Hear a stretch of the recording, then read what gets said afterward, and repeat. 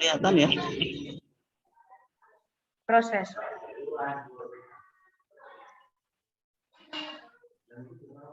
Coba digeser slide 2, Ustaz. Bisa ya? Kelihatan? Kelihatan di slide 1. Masih di slide 1 terus ya? Berarti kayak kemarin ini. Tanpa di slideshow, tidak usah di slideshow, tapi digeser slide 2. Oh, Coba gini. Ustaz. Ini Ya, maksudnya. digeser slide 2. Nah, Kelihatan bagus. Tidak apa-apa Ustaz. Ya, ini bagus sudah. Tanpa slideshow. Ya, Oke ya. ini saja. Ya, oke. Nanti biar di zoom sendiri-sendiri. Ya. Silakan Ustaz. Ya. Assalamualaikum warahmatullahi wabarakatuh. Waalaikumsalam warahmatullahi wabarakatuh. Innal hamdalillah nahmaduhu wa nasta'inuhu wa nastaghfiruh wa na'udzu billahi min syururi anfusina wa min sayyiati a'malina. May yahdihillahu fala mudilla lahu wa may yudlil fala hadiya lahu. Asyhadu an la ilaha illallah wahdahu la syarika lah wa asyhadu anna Muhammadan abduhu wa rasuluh. Allahumma shalli ala nabiyyina Muhammad wa ala alihi wa sahbihi ajmain. Amma ba'd.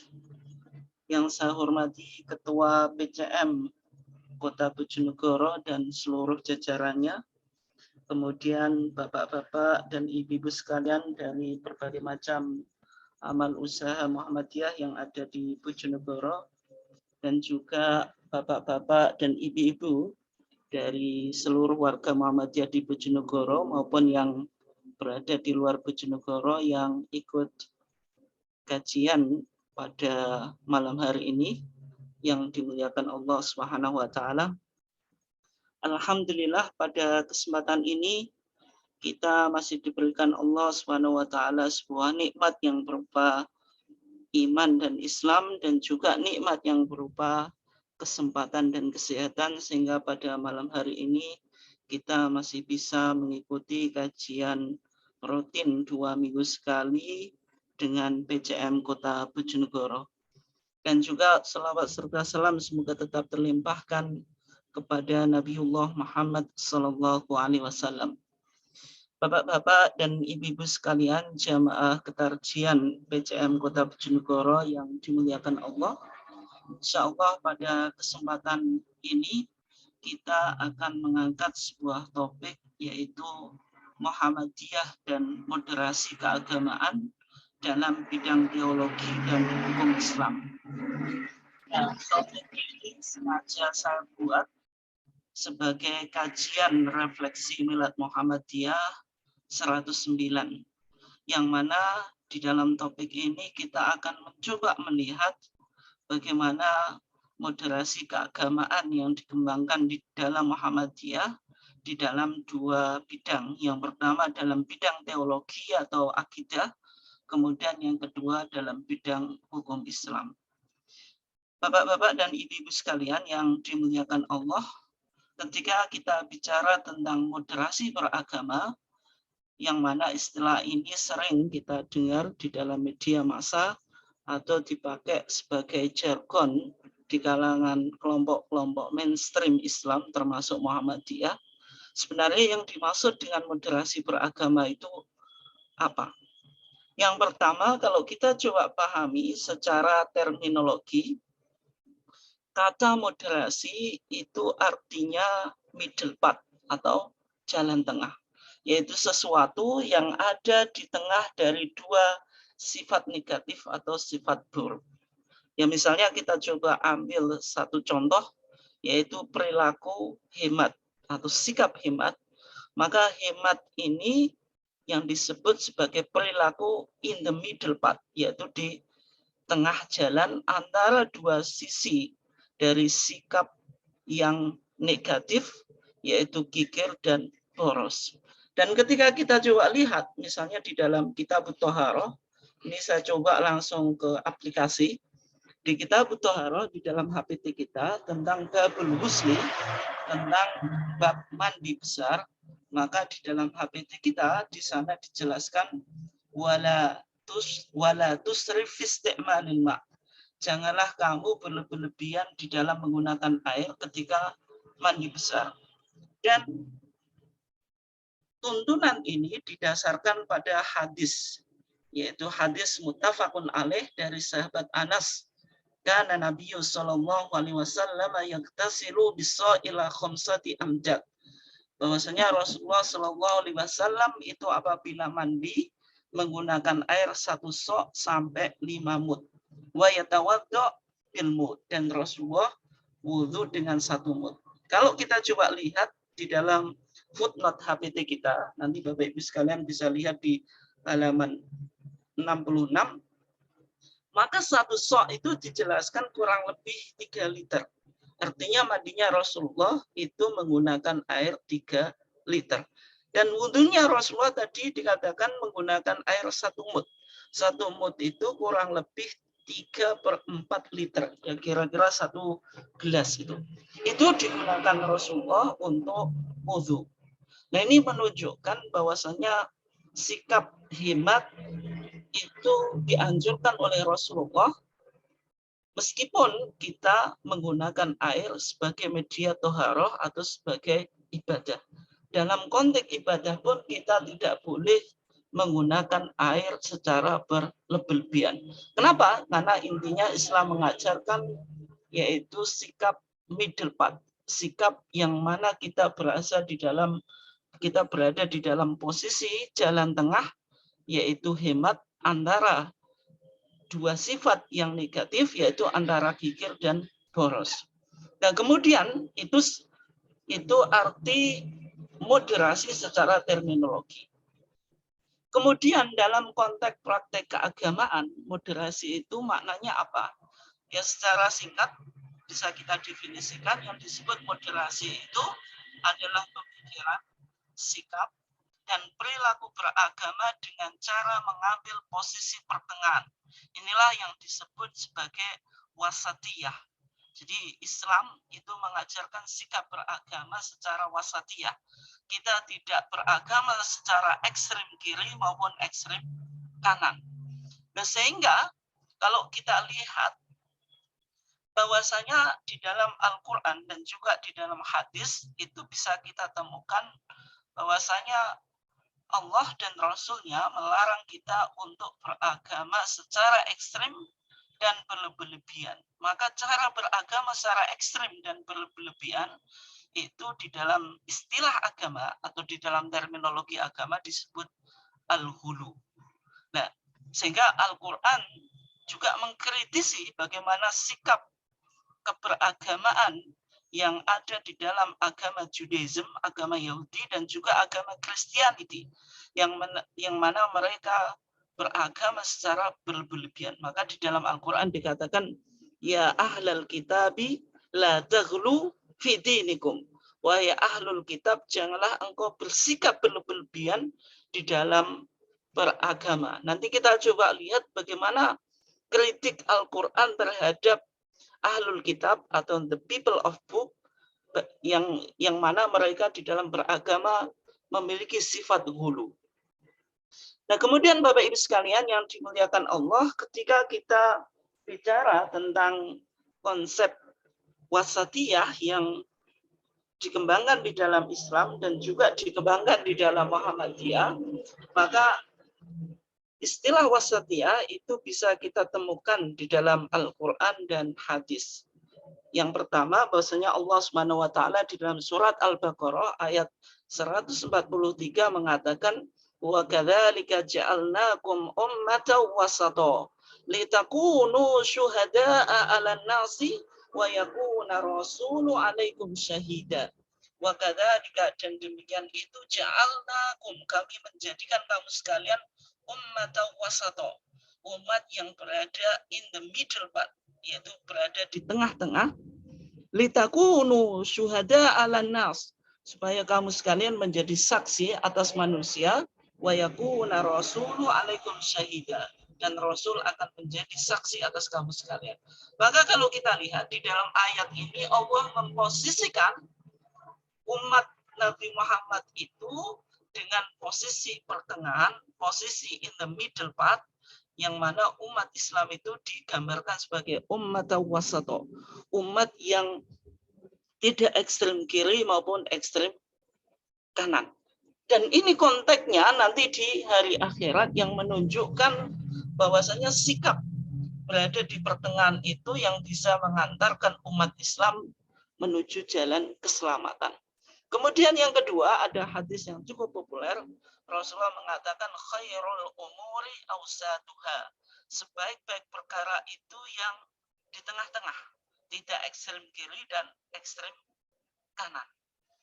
Nah, kemudian Bapak Ibu sekalian yang dimuliakan Allah, ketika kita tadi jelaskan bahwasanya umat Islam itu digambarkan di dalam Al-Quran sebagai ummat wasato, ternyata ummat wasato ini berkaitan dengan as-sirat al-mustaqim atau jalan yang lurus, yang mana setiap hari kita selalu berdoa kepada Allah Subhanahu wa taala untuk dikonsistensikan kepada the right path atau jalan yang benar atau yang disebut as-sirat al-mustaqim.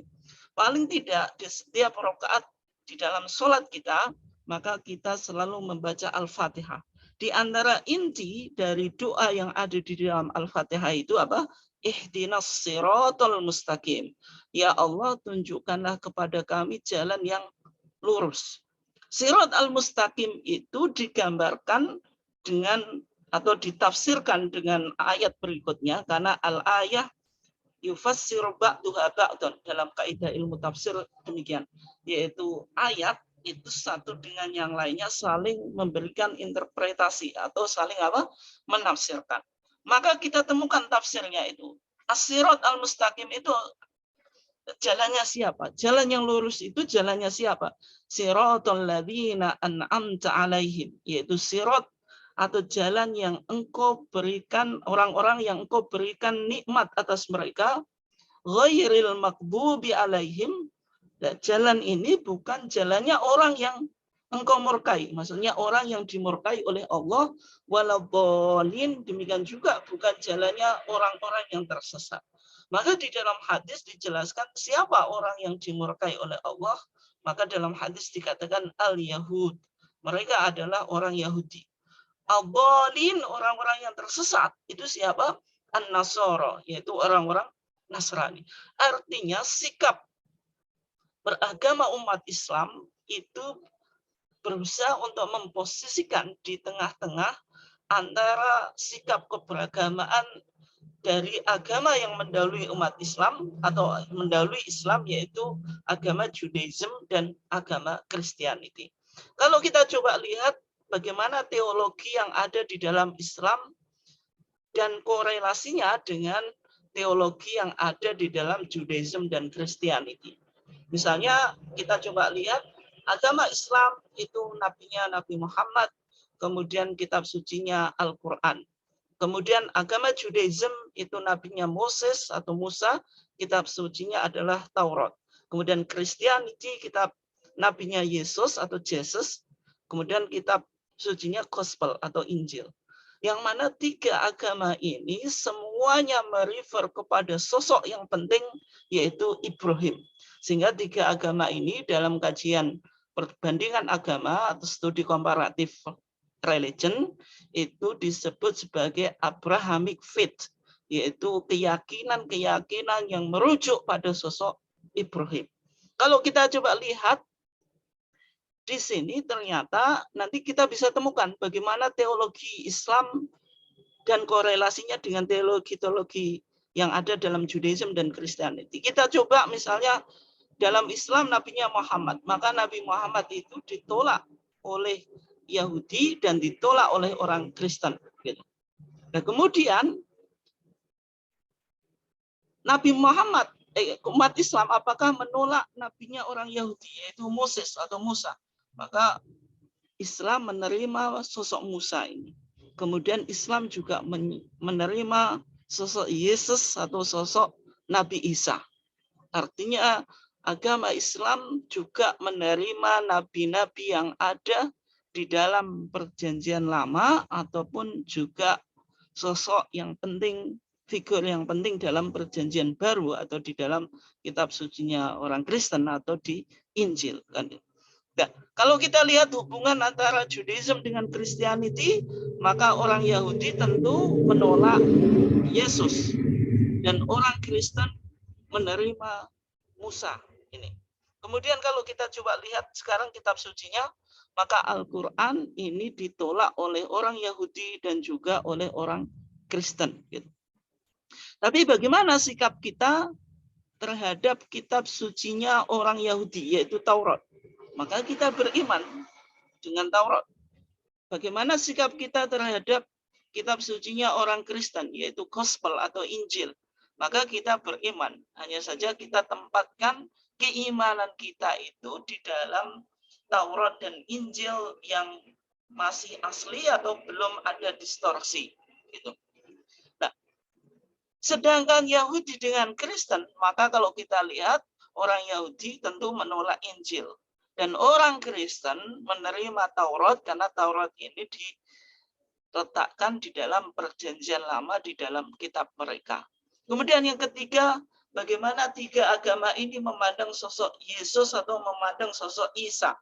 Maka bagi umat Islam, Isa itu adalah Rasulullah, adalah Rasul Allah, dan juga Nabiullah, adalah Nabi Allah.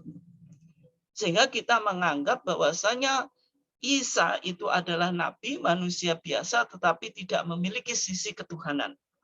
Kemudian bagaimana sikap orang Yahudi terhadap sosok Yesus atau sosok Isa?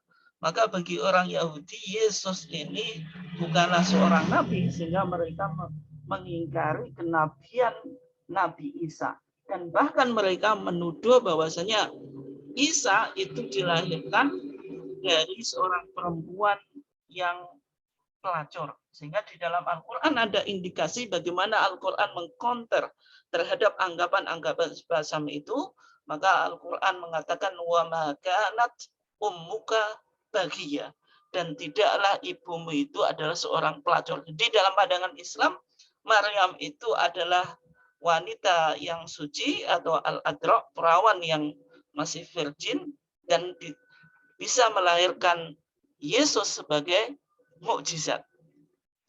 Nah, kemudian bagi orang Kristen, maka Yesus ini atau Isa ini dilebihkan dari sekedar nabi dan dianggap bahwasanya Yesus itu adalah salah satu dari tiga oknum yang ada di dalam teologi mereka, yaitu Trinitas, bahwasanya Tuhan itu adalah satu tetapi memiliki tiga oknum.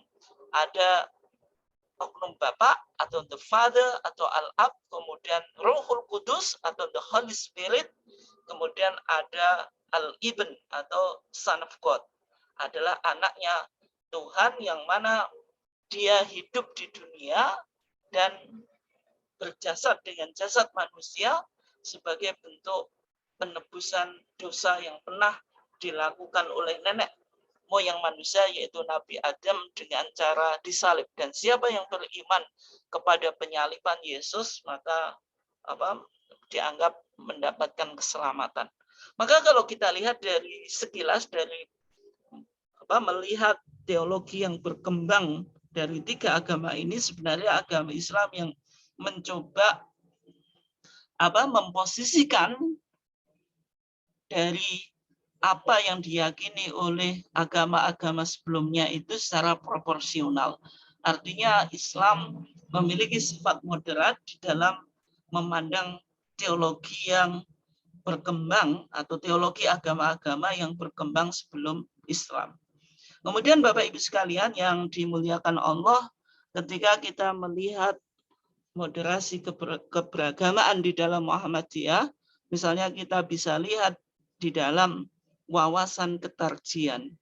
Ketika kita membahas wawasan ketarjian, maka di dalam kitab bertarjih itu ada 5 wawasan. Yang pertama wawasan paham agama, kemudian yang kedua wawasan tajdid, yang ketiga wawasan toleransi, kemudian yang keempat wawasan keterbukaan, kemudian yang kelima wawasan tidak berafiliasi kepada mazhab tertentu. Nah, dalam kesempatan ini saya ingin mencoba moderasi di dalam keberagamaan di dalam Muhammadiyah dengan melihat wawasan tajdid, kemudian wawasan tidak berafiliasi kepada mazhab tertentu. Maka ketika kita bicara tentang wawasan tajdid, maka dalam beragama Muhammadiyah itu mengembangkan cara beragama yaitu tajdid oriented. Jadi ada orientasi tajdid, pembaruan di dalam beragama. Maka tajdid dalam pandangan atau dalam perspektif Muhammadiyah itu memiliki dua arti. Yang pertama, tajdid dalam bidang akidah dan ibadah. Tajdid itu diartikan pemurnian atau purifikasi, yaitu Muhammadiyah mencoba memahami akidah dan juga beribadah sesuai dengan sumber aslinya, yaitu Al-Quran dan Sunnah. Kemudian dalam bidang muamalah duniawiyah, tajdid di dalam Muhammadiyah itu maknanya mendinamisasikan kehidupan masyarakat dengan semangat kreatif dan inovatif sesuai dengan tuntutan zaman. Dan tajdid dalam muamalah duniawiyah ini yang menggambarkan bahwasanya Muhammadiyah itu disebut sebagai kelompok Islam modernis atau berpaham modernis, yaitu di satu sisi puritan, di satu sisi modernis dalam arti tetap mengikuti perkembangan zaman. Sehingga kalau kita coba lihat, tajdid di dalam Muhammadiyah itu bisa kita klasifikasikan menjadi dua. Yang pertama disebut tajdid salafi, ini dalam bidang akidah dan ibadah, maka caranya adalah purifikasi. Sehingga HPT kita ketika membahas akidah dan juga membahas ibadah, itu dicoba ditampilkan atau disebutkan pendalilannya yang berasal dari Quran dan Sunnah. Karena ini menggambarkan bahwasanya cara orang Muhammadiyah beragama dalam memahami akidah dan juga ibadah harus bersumber pada ajaran pokok agama atau sumber ajaran pokok agama, yaitu Al-Quran dan As-Sunnah. Kemudian kalau dalam bidang muamalat duniawiyah atau hal segala sesuatu yang tidak ada kaitannya dengan tugas para nabi atau tidak ada kaitannya dengan konteks ibadah makhdoh atau ibadah khosoh atau ibadah spesifik, maka tajdid yang dilakukan Muhammadiyah adalah tajdid kholafi. Ini caranya mendinamisasi. Nanti kita coba lihat contohnya.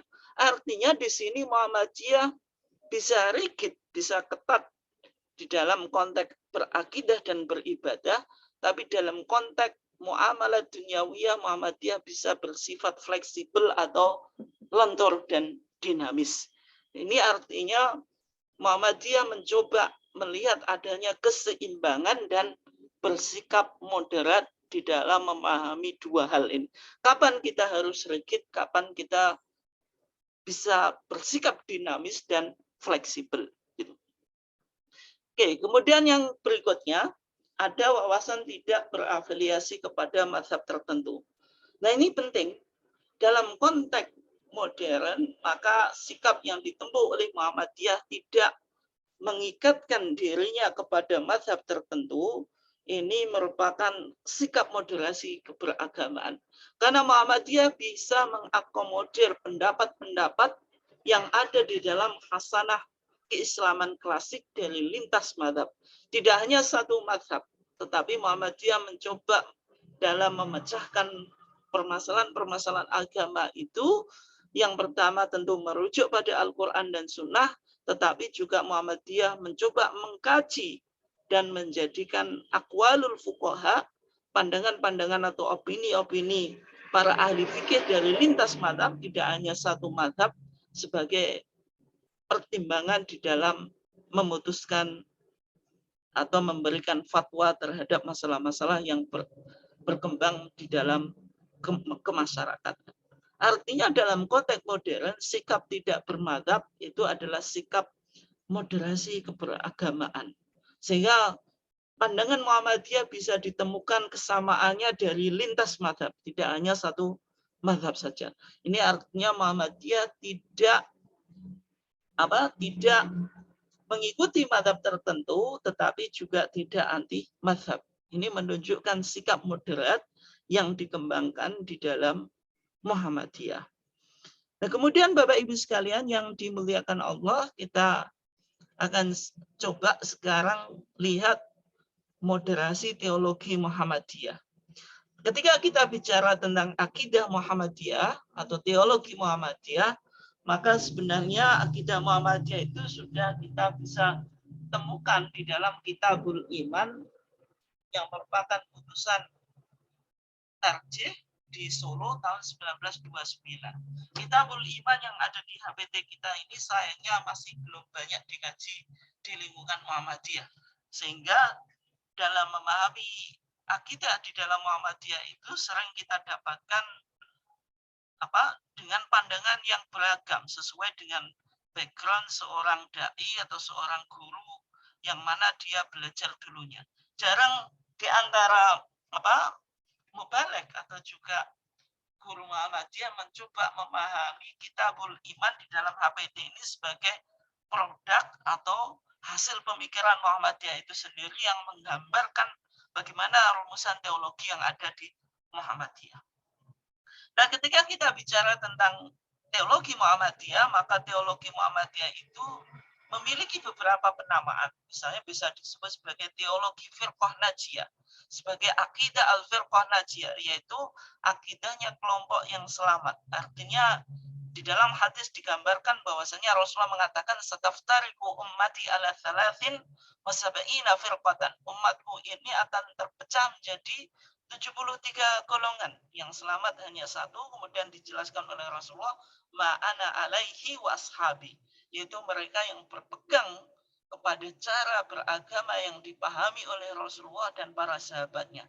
Sehingga Muhammadiyah di dalam memahami agama juga mencoba merujuk dalam masalah akidah itu, merujuk sebagaimana pemahaman yang dipahami oleh Rasulullah dan para sahabatnya. Demikian juga akidah Muhammadiyah itu bisa disebut sebagai akidatus salaf. Kenapa kok akidatus salaf? Karena cara kita berakidah itu ya harus mengikuti cara berakidah sebagaimana yang diyakini oleh Rasulullah dan juga para sahabat. Karena dalam konteks akidah, tajdid yang kita lakukan adalah tajdid salafi sebagaimana yang sudah kita bahas tadi. Dan kemudian akidah Muhammadiyah bisa juga disebut sebagai akidah atau teologi ahlul haqqi wasunnah. Ahlul haqqi itu kelompok yang benar, wasunnah dan mengikuti sunnah. Nah, ini bisa kita temukan di dalam khotimah atau penutup penutup dari Kitabul Iman yang ada di dalam HPT kita. Nah, meskipun Muhammadiyah tidak menggunakan istilah Ahlus Sunnah wal Jamaah, maka dalam Kitabul Iman kita tidak temukan Muhammadiyah menggunakan Ahlus Sunnah wal Jamaah. Tetapi sebenarnya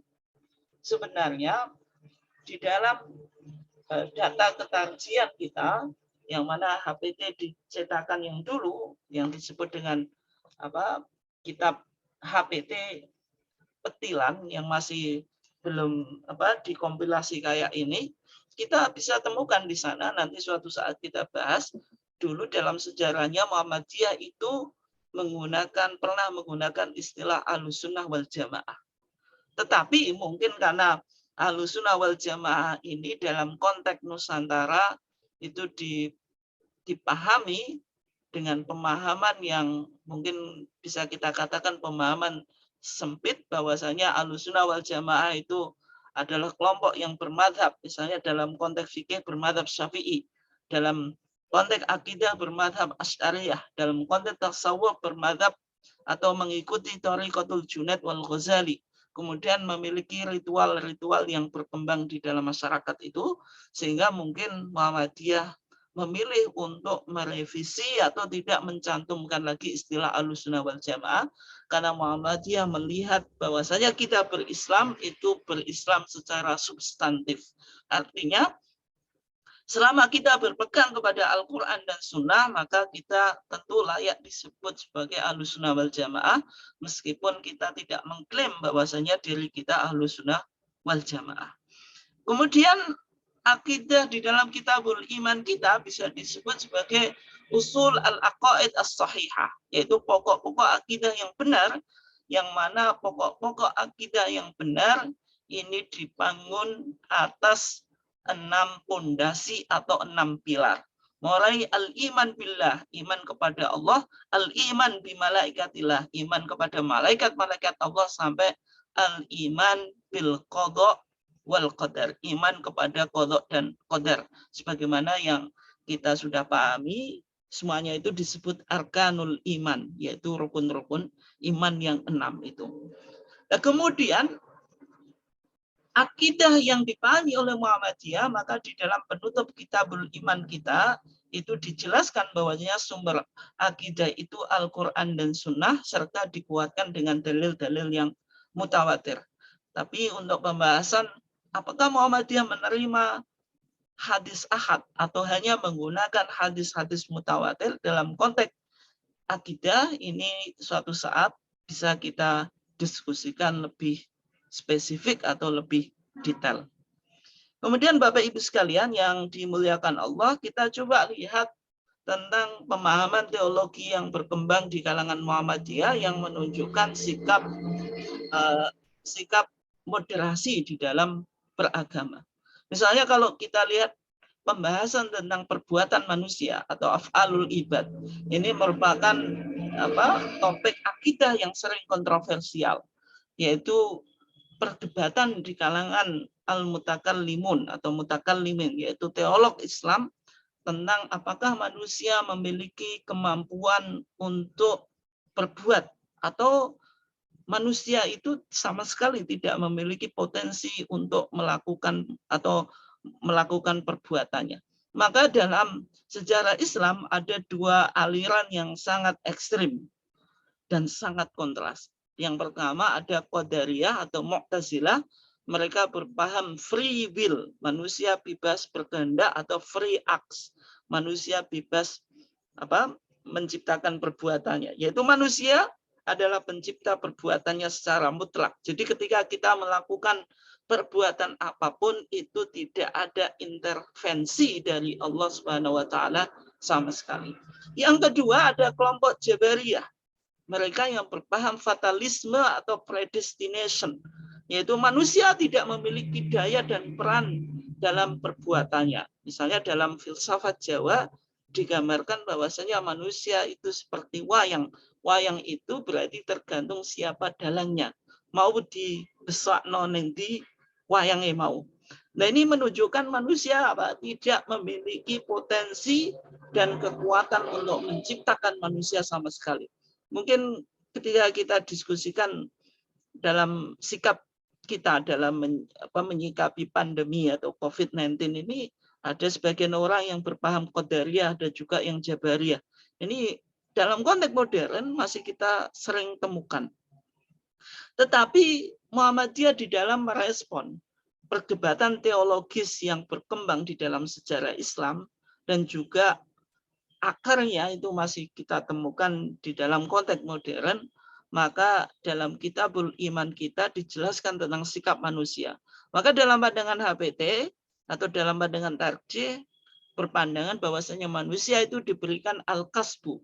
Al-kasbu itu adalah potensi atau kemampuan usaha dalam berbuat. Meskipun kasbu atau potensi yang dimiliki manusia itu tidak absolut atau tidak mutlak.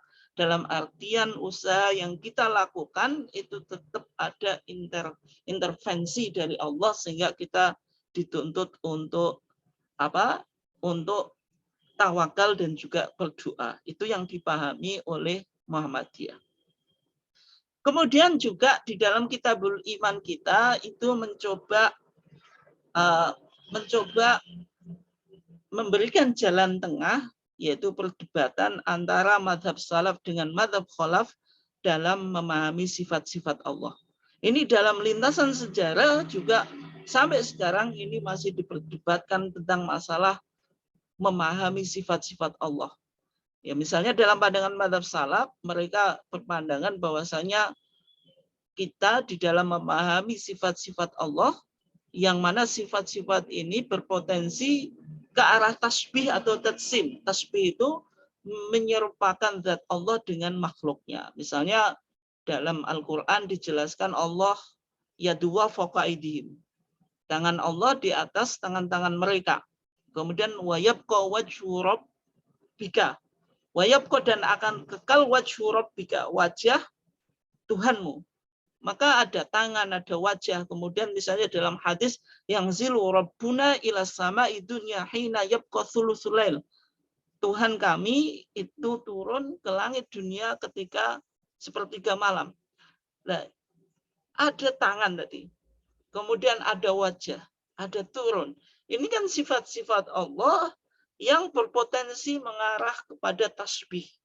Nah, ini menjadi perdebatan antara salaf dengan khalaf. Bagi salaf memahami bahwasanya sifat-sifat Allah ini ditafwid. Ditafwid itu artinya diserahkan maknanya kepada Allah. Jadi wallahu a'lam. Kita tidak mengetahui secara pasti apa yang dimaksud dengan wajah Allah atau tangan Allah atau Allah turun itu. Sehingga dalam pandangan salaf ya bila kaifin, tanpa harus ditanyakan. Misalnya Allah turun ke langit dunia itu bagaimana, tidak usah ditanyakan. Kemudian dalam pandangan mazhab khalaf, maka mereka memahami sifat-sifat Allah ini dipahami tidak secara literal, tetapi dipahami secara metaforis atau majazi, sehingga mereka membolehkan melakukan takwil. Takwil itu melakukan interpretasi, yaitu memalingkan dari makna literal kepada makna metaforis, karena ada dalil yang mendukung terhadap itu. Ya misalnya dalam pandangan mazhab khalaf, wajah itu ditakwil dengan zat, kemudian tangan ditakwil dengan kekuasaan. Atau misalnya turun itu ditakwil rahmat Allah yang turun ke langit dunia ketika sepertiga malam. Dan ini perdebatan yang sampai sekarang tidak berujung atau tidak ada habis-habisnya. Nah, sehingga kalau kita lihat bagaimana sikap Muhammadiyah di dalam memahami perdebatan teologis ini, maka ada aliran Asy'ariyah, yang mana Asy'ariyah itu sebenarnya mengakui dua metode di dalam memahami sifat-sifat Allah. Yang pertama adalah takwil, yang kedua tafwid.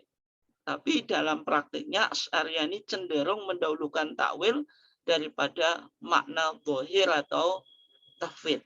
Kemudian yang kedua ada salafiyah. Salafiyah itu isbat. Isbat itu menetapkan makna zahir, tetapi salafiyah ini menolak takwil sama sekali. Sehingga mereka lebih isbat dan menolak takwil sebagaimana yang dilakukan oleh Asy'ariyah. Maka sikap Muhammadiyah, kalau kita lihat di dalam usul fikih di dalam HPT kita, maka ada kaidah hamlus sahabi al-dhahira ala ghairihi al-amalu bil-dhahir. Ketika ada sahabat membawa makna zahir kepada makna metaforis, maka yang diprioritaskan makna zahir. Sehingga sebenarnya Muhammadiyah itu memprioritaskan memahaminya secara zahir, tetapi tidak menolak takwil ketika takwil itu dianggap sebagai solusi atau tidak bisa dielakkan. Dan takwil yang dilakukan harus takwil makbul, takwil yang diterima, tidak boleh takwil yang tidak memenuhi persyaratan-persyaratan takwil sebagaimana yang ditetapkan oleh para teolog atau para ahlul kalam di dalam kajian akidah. Nah, kemudian Bapak Ibu sekalian yang dimuliakan Allah, itu sekedar contoh bagaimana sikap moderasi beragama di dalam Muhammadiyah dalam bidang teologi Islam. Kita sekarang akan mencoba melihat di dalam bidang hukum Islam. Kalau kita coba diskusikan sekilas tentang prinsip-prinsip moderasi hukum Islam dalam Muhammadiyah, kita coba lihat bagaimana Muhammadiyah itu di dalam melakukan istimbat atau ijtihad.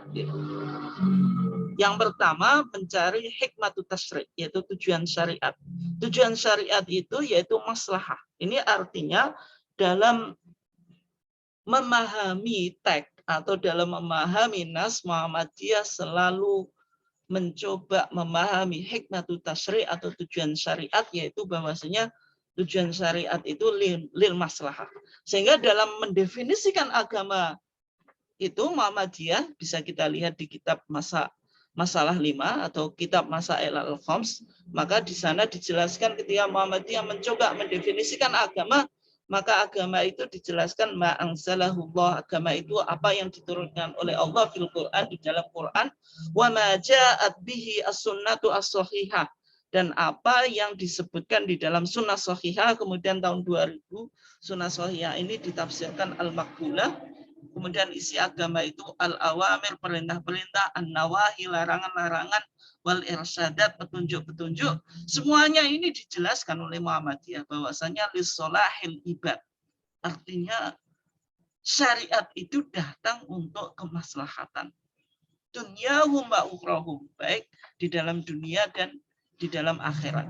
Sehingga hikmatut tasyri' dengan mencari masalah ini dikembangkan di dalam Muhammadiyah di dalam menyelesaikan permasalahan-permasalahan yang berkaitan dengan hukum Islam. Misalnya contoh, apakah wanita boleh sholat berjamaah atau tidak? Nah, misalnya dalam sebuah hadis dikatakan, nanti Bapak Ibu sekalian bisa lihat di kitab beberapa masalah halaman 296, maka di sana ada hadis yang Rasulullah mengatakan khairum masajidin nisa qa'ru buyutihinna. Sebaik-baik tempat sujud bagi wanita adalah bilik rumahnya. Artinya wanita itu ya lebih baik sholat di rumah daripada di masjid. Nah, semacam ini tidak dipahami oleh Muhammadiyah, dicari maslahahnya. Ya mungkin dalam konteks Rasulullah, maka ketika konteks Rasulullah itu kan masyarakat yang hidup di padang pasir, kemudian masjid di dalam satu kota itu hanya satu, sehingga kalau wanita bepergian atau wanita sholat berjamaah di masjid itu akan membahayakan secara keselamatan dan juga menimbulkan fitnah juga. Sehingga ini bisa dibaca ulang di dalam konteks modern. Sehingga dalam konteks modern misalnya keamanan relatif terkendali, kemudian juga fitnah itu bisa dihindari karena masjid juga nggak jauh, misalnya di satu RT juga ada masjid atau musola. Kemudian juga ketika wanita itu berjamaah, maka akan memberikan semangat di dalam sholat, kemudian juga mendapatkan tambahan ilmu, misalnya ada tausiah. Maka dalam Muhammadiyah dalam memandang masalah ini, maka wanita diperbolehkan melakukan sholat secara berjamaah di masjid. Kemudian dalam konteks modern, wanita itu suka ke pasar, kemudian pergi ke tempat kerja. Ketika mereka pergi ke pasar biasa, pergi ke tempat kerja biasa, terus masa kita halangi wanita untuk pergi ke masjid atau ke musola. Maka dalam menyikapi ini Muhammadiyah selalu melihat kepada maslahah. Gitu. Kemudian apakah wanita boleh bepergian? Ya misalnya ketika kita lihat, maka di kitab Masail Syatta kita ada sebuah hadis yang mengatakan la yahillu limra'atin tusafiru masirata yaumin illa ma'adhi mahramin biha. Tidak halal bagi seorang wanita bepergian lebih dari 1 hari kecuali bersama mahramnya. Itu dalam konteks zaman Rasulullah. Tapi dalam konteks sekarang mungkin bisa berubah ketika ada keamanan, kemudian juga ketika wanita bepergian tanpa muhrim itu tidak menyebabkan fitnah. Ini penting untuk dikaji. Misalnya Bapak Ibu sekalian yang wanita karir bekerja di Amal Usaha Muhammadiyah atau suatu saat mungkin ada pelatihan yang mengharuskan di luar kota dan itu bepergiannya lebih dari 1 hari. Maka dalam sikap Muhammadiyah melihat itu tergantung ilahnya. Kalau ada keamanan, kemudian juga ada maslahah dan juga tidak menyebabkan fitnah, maka itu diperbolehkan. Ya, misalnya di Muhammadiyah bagaimana hukum siswi mengadakan kemah, yang kebetulan di Muhammadiyah ada HW, lebih dari 1 hari menginap. Nah itu bagaimana? Maka sudah ada fatwa tarjih dalam masalah itu diperbolehkan selama ada keamanan dan terhindar dari fitnah. Nah, ini yang disebut Muhammadiyah dalam melihat sesuatu itu tidak literalis tapi mempertimbangkan aspek maslahah. Kemudian yang kedua, selalu mengkorelasikan antara nas teks dengan hikmatut tasyri' dengan cara mentaklil. Mentaklil atau mencari ilah, motivator munculnya hukum. Ini penting karena hukum itu tergantung kepada ilahnya atau pada motivatornya. Ketika ada ilah, ada hukum. Ketika tidak, ya tidak. Ya contoh sederhana Bapak Ibu sekalian, misalnya minuman keras, khamr, itu kenapa diharamkan? Karena ilahnya apa? Al-iskar, memabukkan. Dan syariat datang untuk memproteksi akal. Sehingga sifat memabukkan itu ketika ada di suatu minuman, tidak hanya khamr yang terbuat dari anggur, dari jenis apapun selama itu memiliki sifat kemabukan, maka yang menyebabkan hilang akal, maka itu diharamkan. Tapi ketika khamr itu misalnya jadi cokak, sehingga sifat memabukkan itu tidak ada, maka itu menjadi halal. Ini yang dimaksud adanya hukum itu tergantung ilahnya. Contohnya apa? Isbal. Isbal itu kita berpakaian di bawah mata kaki, sehingga banyak orang yang cingkrang itu. Cingkrang itu maksudnya pakaiannya di atas mata kaki. Nah, cara Muhammadiyah memahami, ini nggak saya diskusikan hadisnya, karena tapi intinya yang saya sampaikan itu berdasarkan hadis, karena waktunya nggak cukup. Intinya Muhammadiyah memahami ada dua hadis, Rasulullah mengatakan, ma'asfala minal ka'baini minal izari fafinar. Apa yang ada di bawah mata kaki dari pakaian itu fafinar, berada di neraka.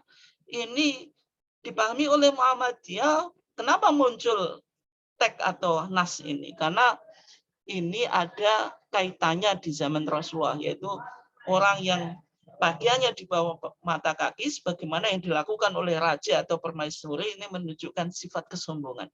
Sehingga dalam hadis yang lain disebutkan kata khuyala. Khuyala itu sifat kesombongan. Artinya ketika kita mungkin tidak cingkrang, pakai celana yang tidak cingkrang sebagaimana yang umum dilakukan di kalangan warga Muhammadiyah, selama tidak ada nilai kesombongan, itu dianggap tidak apa-apa. Misalnya jenggot juga, karena dulu jenggot ini dijelaskan ilahnya di dalam hadisnya itu kan ada khalifu al-musyrikin. Kontraslah kamu dengan orang-orang musyrik. Sehingga Muhammadiyah memahami dalam konteks sekarang, ya orang kafir, orang Islam juga kadang sama-sama jenggot. Ini dibaca ulang oleh Muhammadiyah, sehingga di dalam Muhammadiyah jenggot itu tidak diwajibkan karena mencari ilah tadi. Kemudian yang ketiga, menyeimbangkan antara nas teks dengan waqi atau realitas. Nah, ini misalnya kita coba lihat penentuan awal bulan Qamariyah. Maka dalam Muhammadiyah menggunakan apa? Hisab. Muhammadiyah tidak menggunakan ru'yatul hilal. Meskipun hisab itu tidak ditemukan di dalam satu hadis pun dari hadis-hadis Rasulullah. Rasulullah mengatakan sumu li ru'yatihi. Puasalah kamu karena melihat hilal. Wa aftiru li ru'yati, dan berbukalah kamu karena melihat apa? Hilal. Kenapa kok Rasulullah menganjurkan umatnya untuk menggunakan atau melihat hilal secara konvensional atau secara tradisional dengan ru'yatul hilal, melihat hilal secara kasat mata, dan tidak menganjurkan dengan hisab atau menggunakan perhitungan falak atau astronomi? Karena ini dijelaskan oleh Rasulullah. Rasulullah mengatakan apa? Nahnu ummatun ummiyah. Kita adalah bangsa yang illiterate, tidak bisa baca dan tulis, sehingga Rasulullah menjelaskan la naktubu wala nahsib. Kami tidak bisa apa? Menulis dan membaca atau menghitung. Ini artinya apa? Nas atau sumuli ru'yatihi itu sesuai dengan realitas zaman yang ada di zaman Rasulullah. Dalam konteks modern, umat Islam sudah banyak menguasai ilmu pengetahuan, termasuk ilmu astronomi atau ilmu hisab, maka dalam membaca hadis itu bisa dikaji ulang, dalam artian Muhammadiyah memilih untuk menggunakan pendekatan burhani yang sesuai dengan perkembangan ilmu pengetahuan, yaitu dengan apa? Menggunakan hisab. Kemudian kepemimpinan wanita. Ini bisa kita lihat di dalam putusan Majelis Tarjih tahun 1976, yaitu dalam buku yang ada publikasinya kecil, yaitu Adabul Mar'ah fil Islam, yaitu adab wanita di dalam Islam. Ini penting bagi Bapak, terutama ibu-ibu sekalian, untuk mengkaji Adabul Mar'ah fil Islam ini. Yang mana, karena ini penting, bagaimana wanita itu berinteraksi dengan keluarga, dengan masyarakat, dan yang lainnya, yang mana di sana dijelaskan tentang kepemimpinan wanita. Misalnya, apakah boleh ibu-ibu Aisyah itu menduduki jabatan publik, misalnya menjadi kepala sekolah, menjadi direktur rumah sakit, apakah boleh atau tidak? Padahal Rasulullah mengatakan lan yufliha qaumun walau amrahum imro'atan, tidak akan beruntung suatu kaum yang menyerahkan urusannya kepada wanita. Sehingga Muhammadiyah memahami teks hadis ini muncul karena realitas sosial di zaman Rasulullah. Ketika wanita itu belum mendapatkan status sosial yang sama dengan laki-laki, misalnya Umar bin Khattab punya anak wanita langsung dikubur hidup-hidup. Artinya secara pendidikan dan pengalaman wanita itu kebanyakan di rumah, pendidikan juga tidak mendapatkan pendidikan yang layak di zaman Rasulullah. Nah, ini artinya ketika Rasulullah mengatakan tadi, tidak akan beruntung suatu kaum yang menyerahkan urusannya kepada wanita, itu dipahami bahwasanya secara sosiologi wanita ketika itu belum dianggap kompeten di dalam menduduki jabatan publik. Tapi dalam konteks modern bisa berubah. Misalnya ketika wanita secara pendidikan juga tidak jauh ketinggalan daripada laki-laki. Kemudian secara pengalaman mungkin banyak wanita juga yang lebih berpengalaman daripada laki-laki. Sehingga Muhammadiyah memilih untuk membolehkan wanita menduduki jabatan publik. Dan juga dalam konteks modern, jabatan publik itu kan tetap ada yang mengkontrol. Dalam arti pemimpin dalam menentukan policy atau kebijakan itu tetap ada aturan-aturan yang sehingga tidak bisa semena-mena dalam mengambil keputusan. Tapi dalam konteks kepemimpinan rumah tangga, ini penting. Muhammadiyah tidak pernah membolehkan misalnya ketika misalnya ibu-ibu secara pendapatannya lebih tinggi kemudian mau jadi kepala rumah tangga, itu tidak diperbolehkan.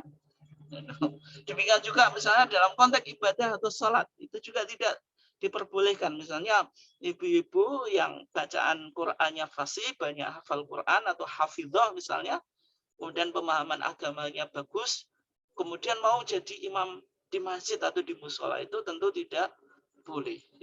Oke. Kemudian berikutnya, prinsip moderasi hukum Islam dalam Muhammadiyah itu menyeimbangkan antara dunia dan akhirat. Ini nggak usah saya bahas. Kemudian yang selanjutnya ada taisir. Taisir itu kemudian yaitu apa? Pemahaman dan pelaksanaan agama secara luas dan tidak sempit. Dalam artian ketika kita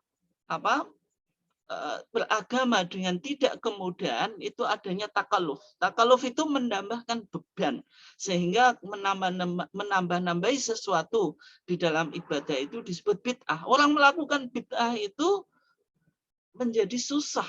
Itu tidak ada unsur kemudahan. Sehingga praktek yang berkembang di masyarakat, ada ritual-ritual yang disebut ini bagian agama, yang harus mengeluarkan uang, mengeluarkan tenaga, ternyata tidak ditemukan dalilnya di dalam Al-Quran dan Sunnah. Sehingga Muhammadiyah cara beragamanya mudah. Ketika ada Quran dan Sunnahnya kita amalkan, ketika tidak ya tidak. Itu menunjukkan prinsip moderasi di dalam memahami agama, bahwasanya agama itu prinsipnya adalah mudah, tidak memberatkan.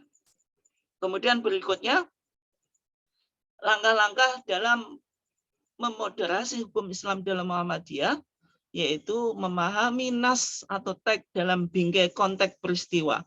Untuk dicari ilah, motivator hukum, kemudian dibawa atau diaplikasikan untuk menjawab persoalan agama dengan semangat tajdid.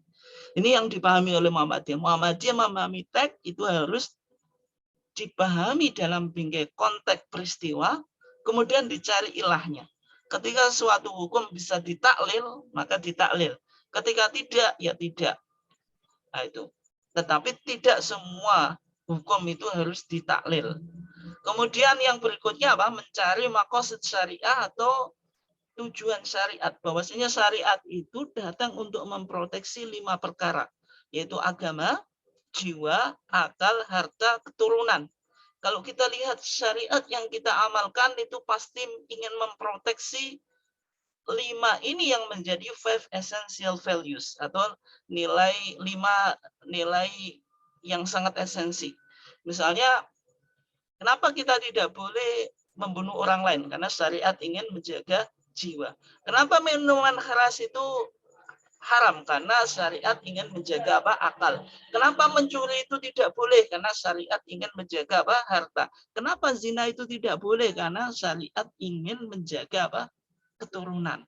Kenapa jihad? Jihad itu kan kalau ada 2 pilihan. Kalau kita tidak dibunuh ya membunuh. Nah, kenapa kok ada 2 spekulasi itu kita dianjurkan? Karena agama ingin apa? Menjaga agama. Ini yang disebut apa? Maqasid syariah. Kemudian yang berikutnya ini kalau kita coba lihat ragam ijtihad dalam Muhammadiyah itu bisa kita klasifikasikan menjadi 3. Ada yang disebut ijtihad bayani. Ijtihad bayani itu hanya pada interpretasi teks, yaitu menafsirkan Quran dengan Quran, Quran dengan hadis atau berbagai macam apa ragamnya itu, atau memahami lafaz dalam Al-Quran dan hadis, itu disebut ijtihad apa? Bayani.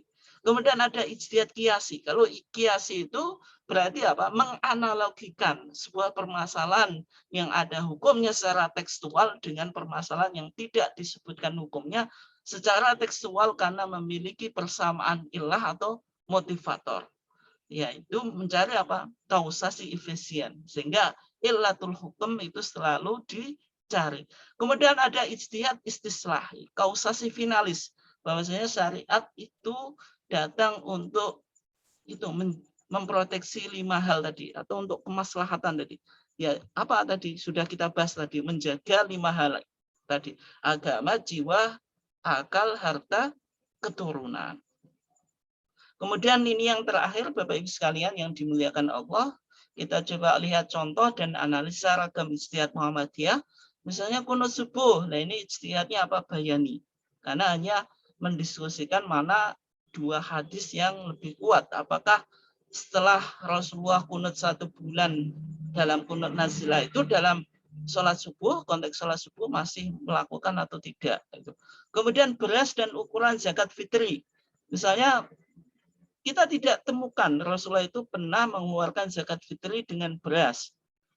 Nah, maka ini ijtihadnya qiyasi.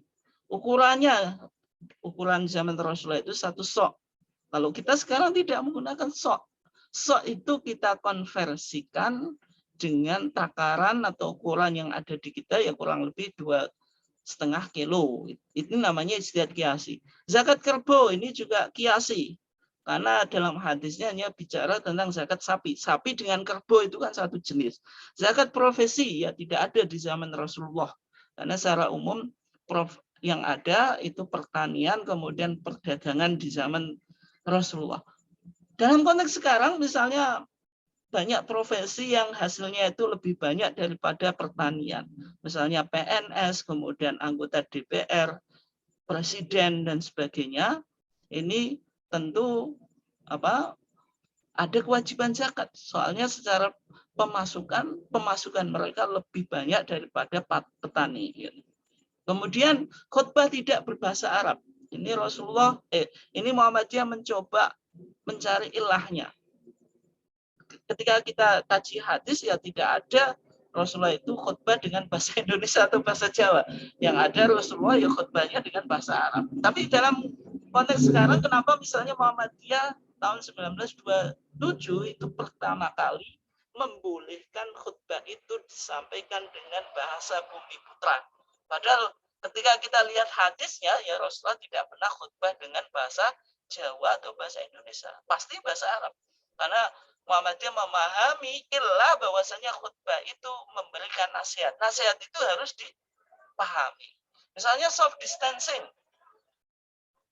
Soft distancing ini bagaimana? Kalau dalam pemahaman Muhammadiyah dalam konteks modern, meskipun sawu sufu vakum itu boleh.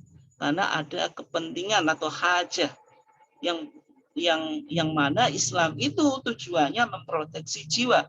Ketika dalam pandangan kesehatan kita harus physical distancing, ya, sehingga dalam sholat pun harus soft distancing. Ini untuk memproteksi jiwa supaya tidak tertular COVID-19. Misalnya masker dalam sholat juga sama. Ini juga ingin memproteksi jiwa. Dan musik itu tergantung ilahnya. Musik ketika mengarah kepada yang negatif ya haram. Ketika sebagai media pembelajaran untuk memotivasi yang lainnya itu bisa jadi sunnah atau bahkan wajib, tergantung ilahnya. Jadi Muhammadiyah dalam memahami ini tidak sempit. Kemudian gambar sama juga. Gambar itu tergantung ilahnya. Ketika gambar itu untuk disembah atau menggambar sesuatu yang tidak dibolehkan oleh syariat, maka itu tidak boleh. Tapi kalau gambar sebagai media pembelajaran atau sarana edukasi, maka ini boleh. Kemudian isbal, tidak cingkrang, ini dilihat ilahnya tadi. Pencatatan nikah, maka tidak kita temukan dalam hadis pun Rasulullah menyuruh nikah itu dicatat. Tapi dalam konteks modern, pencatatan nikah ini penting karena untuk menjaga tatanan sosial. Ketika laki-laki nikah dengan istri itu tidak ada bukti, misalnya nikah siri, maka laki-laki bisa meninggalkan suaminya dengan mudah. Sehingga Muhammadiyah menganjurkan warga Muhammadiyah yang baik ketika nikah itu ya harus dicatatkan. Kemudian cerai di luar pengadilan, Muhammadiyah memandang bahwasanya cerai yang tidak dilakukan di pengadilan itu tidak valid. Meskipun dulu di zaman Rasulullah ketika suami bilang kepada istrinya, anti tolik, kamu saya cerai, itu sudah jatuh talak. Tapi dalam konteks modern, dalam pandangan Muhammadiyah, selama belum diputuskan lewat pengadilan, maka cerai itu tidak valid. Kenapa kok demikian? Untuk menjaga maslahah. Ini istislahi. Kenapa? Karena kalau laki-laki dengan mudah mengucapkan kepada istrinya, kamu saya cerai, kemudian jatuh talak betulan, ya berarti tatanan masyarakat dalam konteks modern bisa menjadi rusak.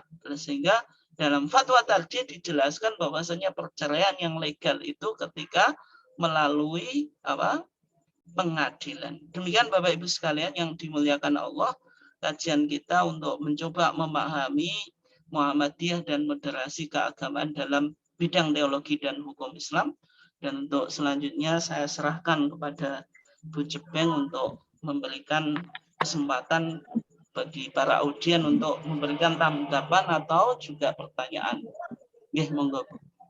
Terima kasih banyak Ustadz. Ini ada satu yang sudah resen dari tadi, Bapak Sulhan Muhammad. Silakan bisa dinyalakan mic-nya.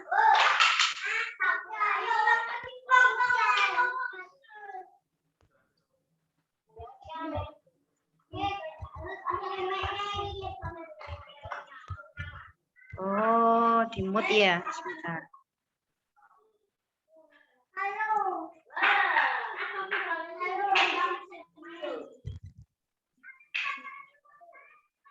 Sebentar.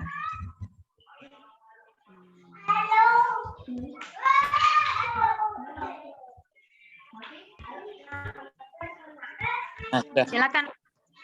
Ya, sudah. Terima kasih. Dari kemarin juga ini bisa bersuara. Ya, silakan Pak Sulhan ya. Ya Ustadz. Mohon maaf ketinggalan tadi. Ya. Tapi ya sempat mendengarkan sebentar. Dari kemarin juga saya mau bertanya ya tadi moderasi di Muhammadiyah dari resepsi milad itu saya juga agak miris lah katakanlah seperti itu, di mana sebelum resepsi itu banyak menyajikan acara-acaranya lah ada. Kalau kita dari waktu di pusat dilihat di Zoom itu atau di YouTube itu ada nyanyi dan lain sebagainya yang katakanlah kalau nyanyinya itu mendukung enggak apa-apa. Tapi itu kan dinyanyikan oleh perempuan berjoget lagi. Nah, itu loh. Apakah moderasinya Muhammadiyah sampai ke situ juga? Nah, ini membuat saya miris juga. Terus kemudian apakah moderasi ini yang menjadikan Muhammadiyah itu keputusan yang kemarin tidak sama dengan keputusan yang sekarang?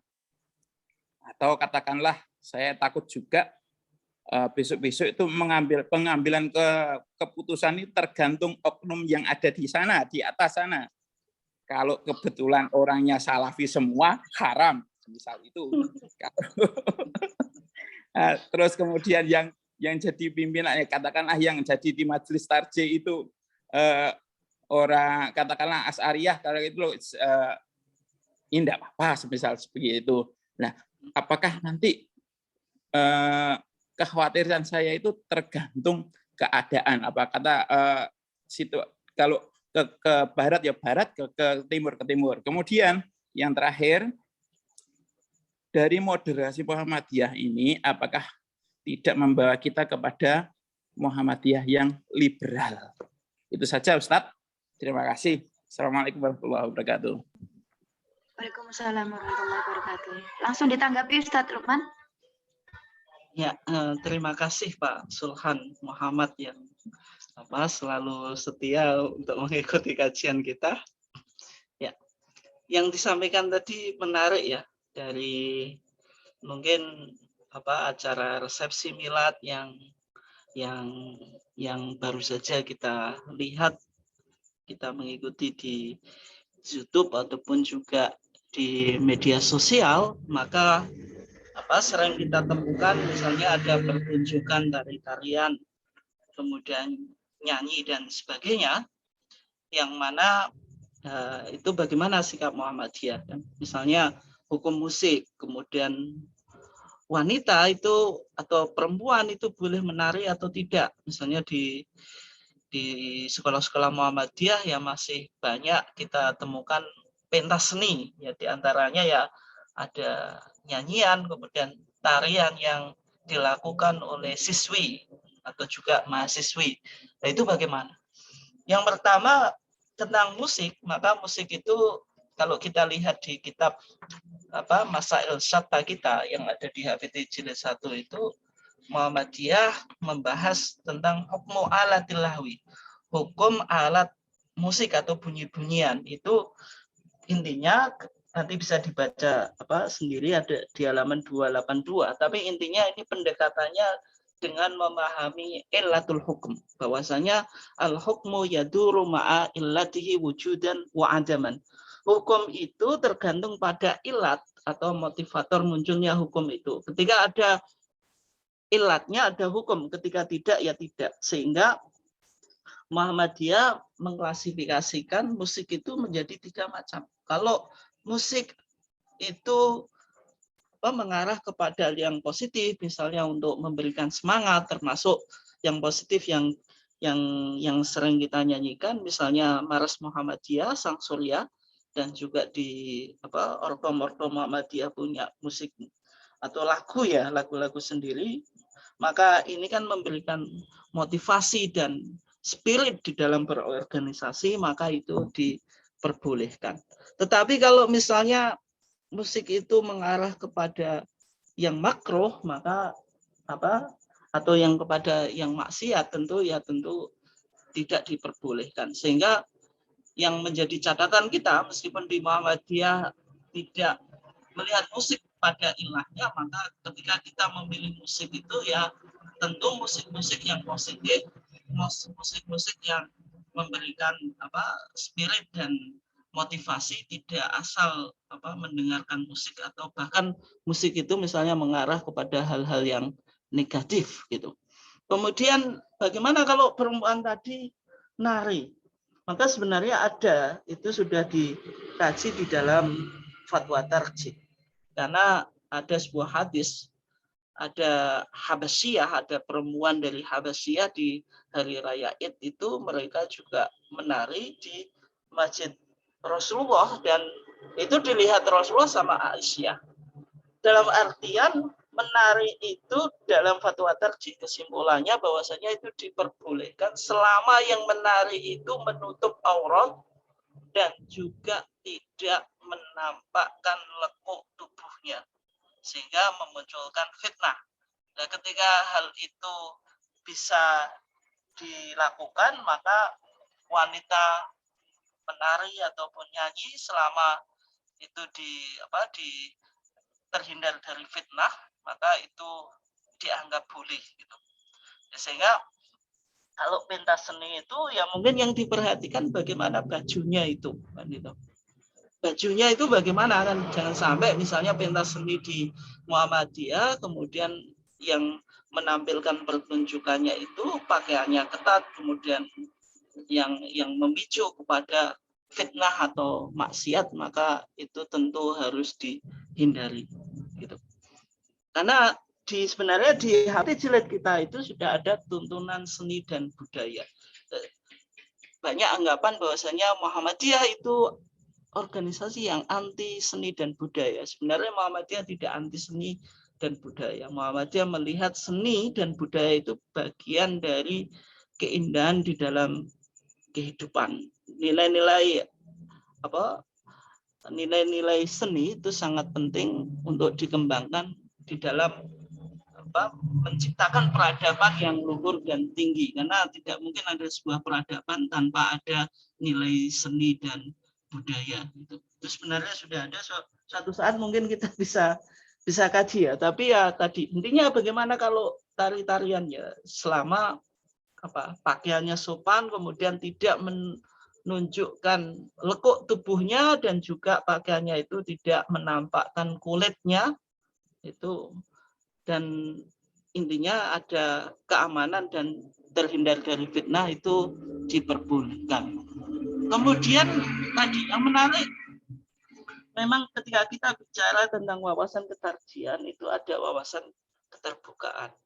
Artinya putusan tarjih itu bisa berkembang dan mengalami revisi. Suatu contoh, ya tadi karena kita tadi mendiskusikan tentang gambar, maka tahun 1929 itu Muhammadiyah mengharamkan pemasangan gambar Mbah Yai Ahmad Dahlan. Karena ketika itu dianggap pemasangan gambar Mbah Yai Ahmad Dahlan itu berpotensi kepada pengkultusan individu, yang mana dalam pemahaman akidah di kalangan Muhammadiyah ketika itu dianggap belum kuat. Sehingga 1929 Muhammadiyah mengharamkan gambar Mbah Yai Ahmad Dahlan, dan itu yang mengambil gambar Mbah Yai Ahmad Dahlan itu Kiai Haji Ibrahim. Karena Kiai Haji Ibrahim itu kan yang menggantikan Ahmad Dahlan sebagai pemimpin di Muhammadiyah, ketua umum ketika itu yang melepas. Padahal Kiai Haji Ibrahim itu adalah saudara iparnya Mbah Yai Ahmad Dahlan. Tapi 1962 Mbah Yai Ahmad Dahlan diangkat menjadi pahlawan nasional, maka ini mempengaruhi cara pandang ulama Muhammadiyah. 1968 itu pengharaman gambar Mbah Yai Ahmad Dahlan sebagaimana di Muktamar Sidoarjo itu dicabut. Nah, karena pengharaman yang dulu itu berdasarkan satu dzari'ah. Satu dzari'ah itu apa? Metodologi penetapan hukum yang sifatnya itu preventif. Jadi sesuatu yang berpotensi mengarah kepada kemaksiatan atau perbuatan negatif itu kita cut, kita blocking supaya tidak terrealisasi yang negatif. Jadi sebenarnya gambar itu boleh, tapi ketika gambar itu berpotensi kepada kesyirikan, misalnya mengkultuskan sosok Mbah Yai Ahmad Dahlan, itu maka boleh diharamkan. Tetapi ketika potensi-potensi mengarah kepada kemaksiatan itu sudah tidak ada, maka sesuatu yang diharamkan dengan sad dan lidzari'ah, sikapnya preventif itu bisa kembali pada hukum asalnya. Sehingga 1968 karena pertimbangan yang banyak, termasuk kita sebagai warga Muhammadiyah harus mengakui jasa dan tahu tentang siapa founding fathers dari organisasi kita, dan juga untuk kepentingan edukasi mengenalkan kepada generasi Muhammadiyah tentang sosok yang sangat penting di dalam kesejarahan Muhammadiyah, yaitu Mbah Yai Ahmad Dahlan, sehingga itu bisa berubah. Misalnya sebenarnya contohnya banyak ya, misalnya dulu Muhammadiyah pernah kunut, kemudian 1972 itu kunut dihapus, tapi di HPT jilid 1, HPT cetakan pertama dan kedua, ini cetakan ketiga, ini sudah tidak ada redaksi kunutnya. Dulu memang ada. Ini artinya Muhammadiyah memahami, dan masih banyak contoh-contohnya. Artinya Muhammadiyah dalam bertarjih itu memiliki wawasan keterbukaan. Artinya apa yang sudah diputuskan itu boleh dikaji kembali. Nah, tentang keputusan itu tergantung siapa kan. Kalau itu kalau fatwa memang ada tim fatwa yang mungkin jumlahnya itu lebih kecil. Tapi kalau keputusan itu kan melibatkan utusan-utusan atau delegasi-delegasi di dalam munas tarjih dari berbagai macam daerah dan wilayah. Sehingga kalau putusan itu artinya melibatkan banyak komponen, tidak hanya beberapa orang. Tapi kalau fatwa yang disidangkan di setiap hari Jumat setelah sholat Jumat itu kan melibatkan divisi fatwa tarjih ataupun ataupun orang-orang atau tokoh-tokoh yang dilibatkan untuk membahas fatwa tersebut. Tapi secara umum dengan sikap keterbukaan itu artinya putusan atau fatwa tarjih itu boleh dikaji kembali. Itu kan menunjukkan hal yang menarik di dalam Muhammadiyah. Jadi fanatik terhadap keputusan itu tidak ada. Ya memang kenapa kita tarjihkan? Kita anggap ini yang lebih kuat karena dalam kajian kita untuk saat ini berdasarkan berbagai macam argumentasi dan dalil, ini yang kita anggap paling kuat. Mungkin suatu saat bisa berubah, tapi kan kita dituntut untuk mengikuti apa yang kita anggap dengan berbagai macam kemampuan kita atau kapasitas kita untuk mencoba mengikuti yang lebih kuat. Ya, sehingga tadi Salafi atau Asy'ari itu memang ya ya memang sangat hangat. Tapi kalau kita lihat ya sebenarnya Muhammadiyah itu sebenarnya tidak anti Salafi, tidak anti Asy'ari. Muhammadiyah tetap proporsional, yang mana pemahaman dalam akidah ya kembali pada Quran dan Sunnah. Dalam beberapa sisi ada pecahan-pecahan yang mungkin sama dengan Asy'ari, yang pecahan-pecahan yang sama dengan Salafi. Yang mungkin yang menjadikan hal yang tidak baik di masyarakat ketika Muhammadiyah ini ingin dibawa ke satu arah, misalnya dibawa ke Salafi atau ke Asy'ari, ini kan jadi menjadi masalah. Nah, untuk bagaimana tidak terjadi itu ya solusinya ngaji tarjih ini. Dengan ngaji tarjih kita tahu bagaimana corak pemikiran Muhammadiyah. Mungkin selama ini pemikiran Muhammadiyah itu sesuai siapa yang menyampaikan. Sehingga tergantung background dai, dari mana dia berasal, dari mana dia belajar atau dididik. Kemudian ini yang disampaikan kepada jamaahnya. Tanpa diiringi dengan bagaimana manhaj tarjih, bagaimana berpikir yang diajarkan oleh tarjih dalam memahami agama, ini menjadi penting kan itu. Sehingga kalau kita ngajinya tarjih, ini berarti apa yang kita pahami itu ya memang sesuai dengan yang dipahami oleh Muhammadiyah, bukan merupakan pendapat pribadi atau personal yang mungkin sering dipahami bahwasanya ini merupakan pandangan Muhammadiyah, ternyata tidak sama dengan tarjih. Nah, itu yang kita ingin coba kembangkan ya, dengan melalui kajian ketarjihan ini kan kita mencoba menyamakan persepsi. Warga Muhammadiyah itu memiliki background yang macam-macam. Misalnya yang dai-nya pun itu dari berbagai macam background. Mungkin ada yang lulusan pondok Salafiyah atau Salafi, ada yang pondok Asy'ari atau tradisional madhabi, kemudian ada yang kontor, ada yang macam-macam. Maka dengan mengkaji tarjih ini kita memiliki kesamaan. Inilah manhaj atau metodologi berpikir yang dikembangkan di dalam Muhammadiyah, sehingga background kita itu sebenarnya merupakan basic yang penting.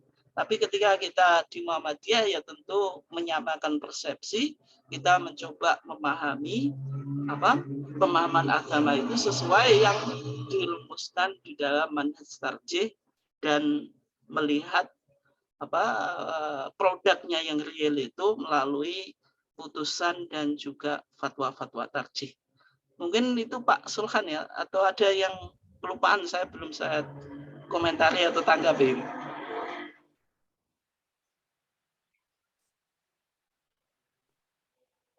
Monggo Bapak Sulhan di Masih di mute Pak.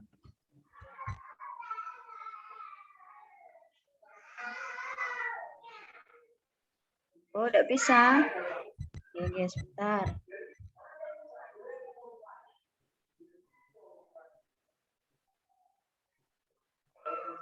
Nah, ya sudah. Oh, sudah.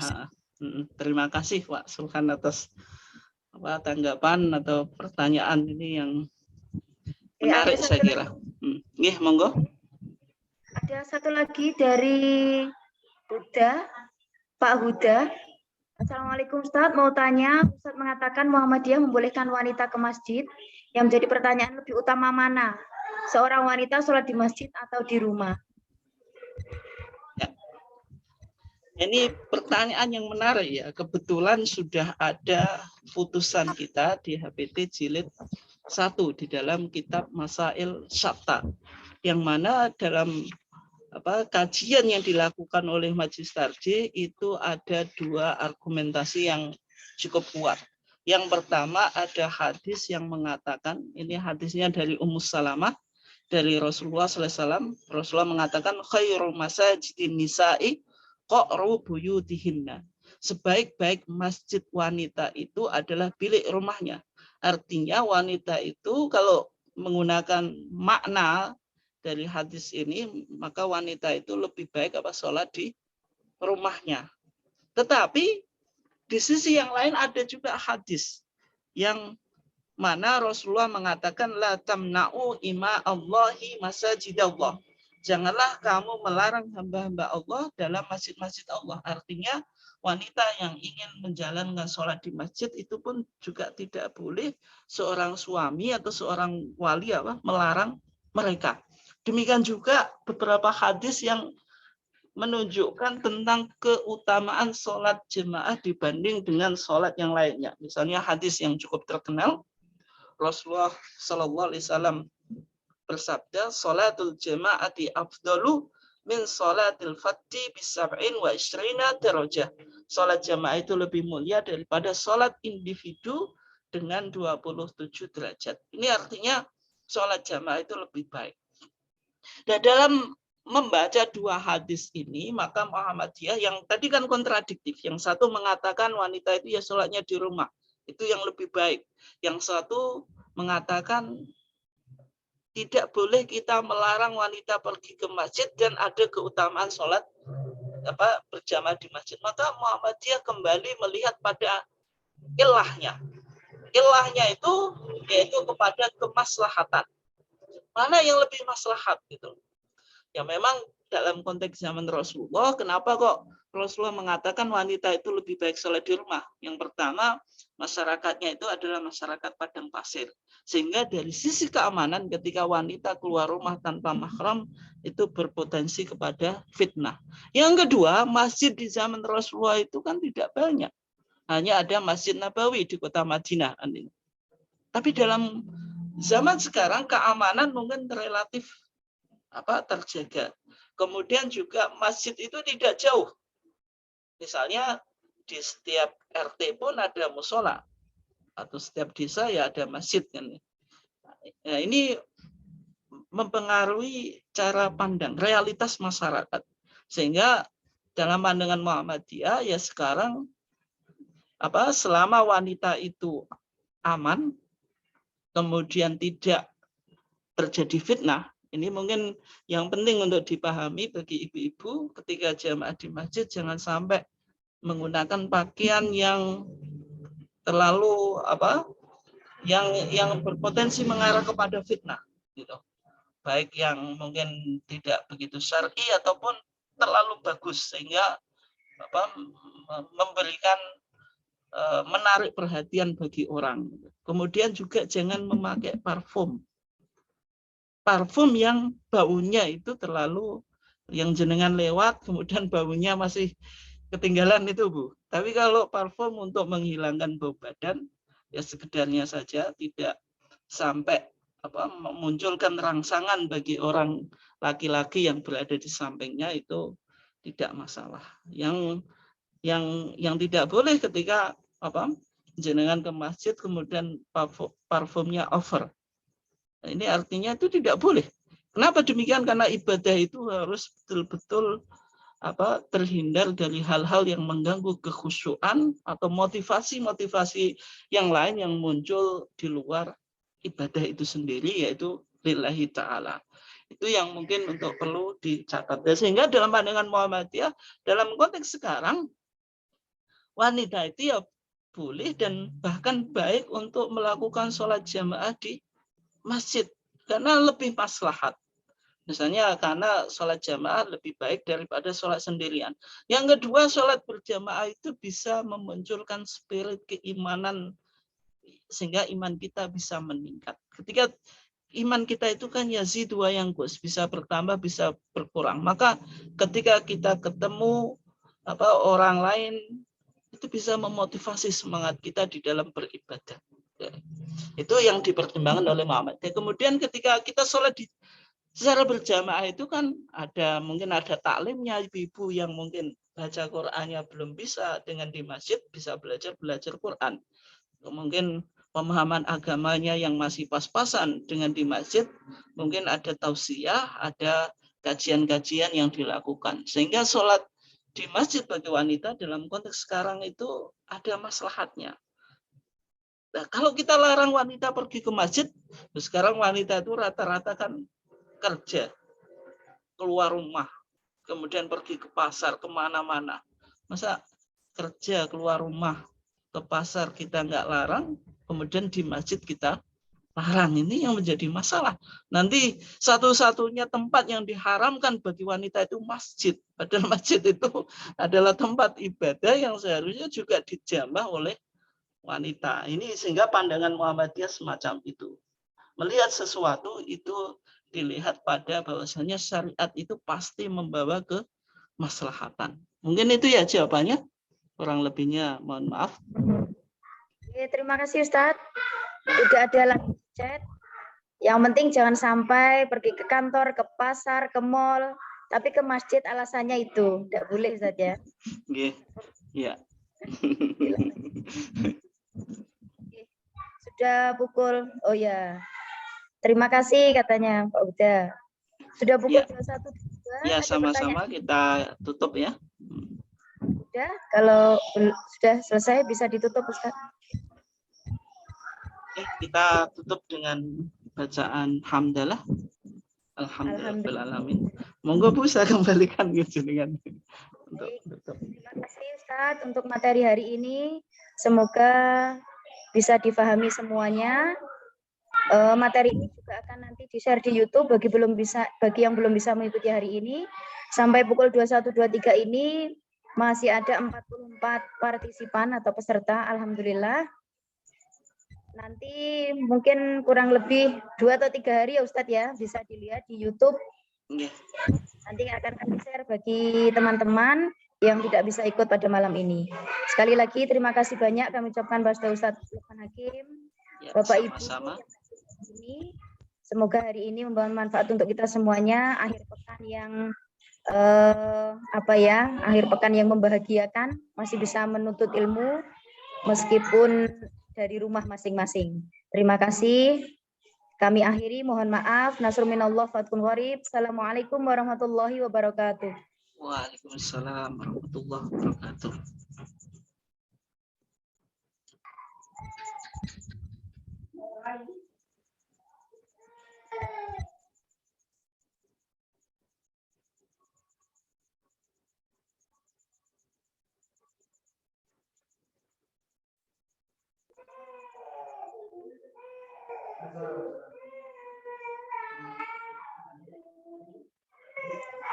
Terima kasih Ustadz Ustadzah. Teman-teman dari SD Muda boleh live